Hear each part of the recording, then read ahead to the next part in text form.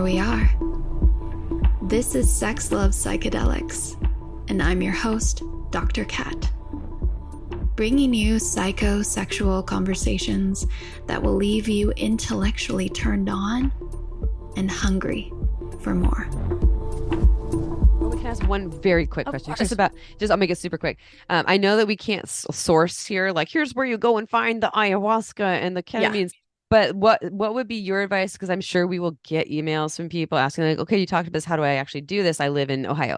I know, like for us over here, we can say like, go to places where it is legalized if it's ayahuasca, Peru, but don't just go anywhere because there's a lot of rental shamans there. So go do your extensive research for the places that feel right for you.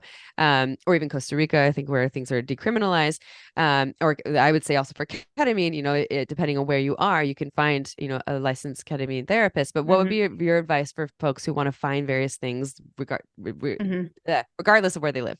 Yeah. And ayahuasca is legal under the format of a church, of a legal, like a 501c3. I think that's what it is. Yeah.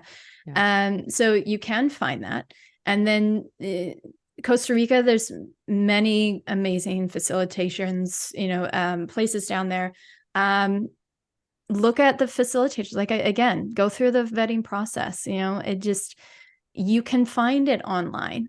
It just is, when you find it online, call them, reach out to them, ask them questions, like have an intentional, discovery call, whatever you want to call it, to be able to talk to them about it. But it's out there. It's out there.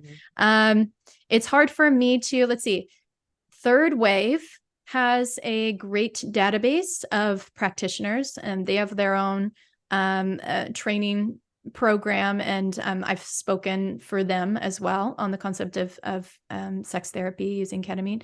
So I know that they have a great resource. I'm trying to think where else. I mean, yeah, ketamine therapists you can find, but again, there's a big difference between a ketamine clinic and a ketamine therapist and an active ketamine therapist, with different modalities. So really, like, talk, do that. I think that's the biggest takeaway here. Be careful with going down to Peru and going down to Brazil. And, yes, that is the homeland of, ayahuasca. However, because of the spiritual tourism, there's a lot that's just being pillaged, and we don't always know what's in the medicine. So it can be mixed with many different things.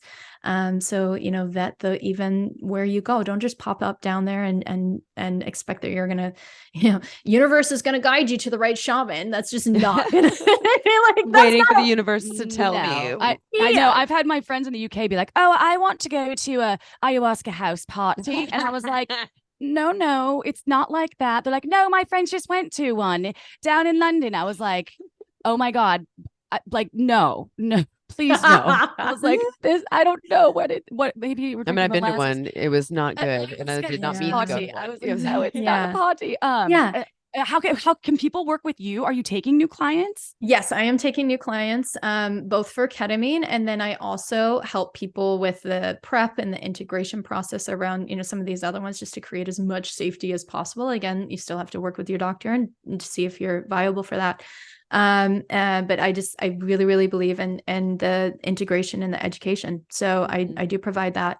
And also, I run retreats with ketamine. So starting in 2024 will be my couples ketamine retreat, as well as my women's and femme retreat. So those will be happening and be available for people.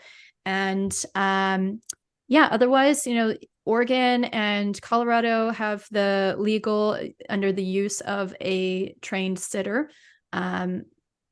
Again, check in with that, because some of them only have 125 hours of training. And so some of them are therapists, some of them aren't. So just check in with that and see how you feel. And there are some people out there who are openly on social media talking about holding ceremonies and things like that. And I would not trust them with a yardstick to hold space for me. So feel into them. They might be saying all the right words, but if your nervous system is like, why do I feel weird? Please tune into that. Yeah, trust your gut.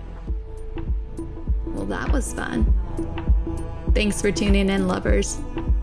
And if you want to experience more ecstasy and sexual liberation, head over to sexlovepsychedelics.com and learn about how you can join me for any one of my online or live events.